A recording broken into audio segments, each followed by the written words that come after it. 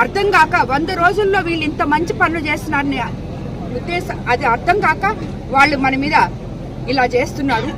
మచ్చుకి నిన్న ఒక పేపర్లో వచ్చింది కోవూరు నియోజకవర్గం గురించి, ఇసుక తర్వాత వచ్చి కమిషన్లు మిగతా ఏదేదో మొత్తం వాళ్ళకి అర్థం పర్థం లేకుండా ఏం రాయాలో అవన్నీ మేబీ మన గత ఎమ్మెల్యే రాయించినట్టున్నారు వాళ్ళకి.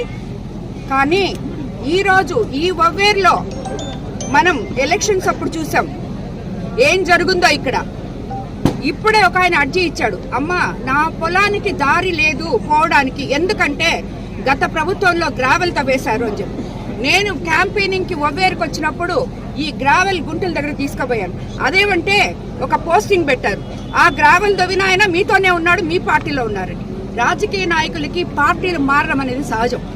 కానీ ఒక ఎమ్మెల్యే సరైనడు అయి ఉంటే కింద లీడర్లు అంటే నీకు కెపాసిటీ లేదా? మీ లీడర్లు ఇసుక ఎత్తుకోబోతుంటే, గ్రావెల్ ఎత్తుకోబోతుంటే, మంటి దోసేసుకుంటుంటే, కమిషన్లు తీసుకుంటుంటే నీకు కెపాసిటీ లేదా ఆపడానికి? ఈరోజు మా ప్రభుత్వంలో జరగట్లేదే అట్లా. నా కోవూరు కాన్స్టిట్యున్సీలో అలా జరగట్లేదే. జరుగుతుంది, అది అప్పుడు జరిగింది ఇప్పుడు జరగలేదు అని చెప్పి మీరు ఆవేశపడిపోయి ఏమీ జరగని దాన్ని జరిగింది అని చెప్పి చూపించాలని చెప్పి చూపిస్తున్నారు. కానీ ఎంత మీరు గ్రావెల్ తీసుకోబోయింది ఇక్కడ నేను ప్రత్యక్షంగా మీకు చూపించాను.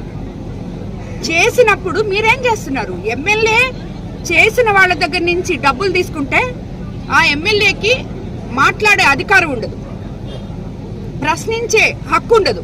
ఎందుకంటే నువ్వే ఆ పని చేస్తుంటే నీ కింద నాయకులు కూడా అదే పని చేస్తారు.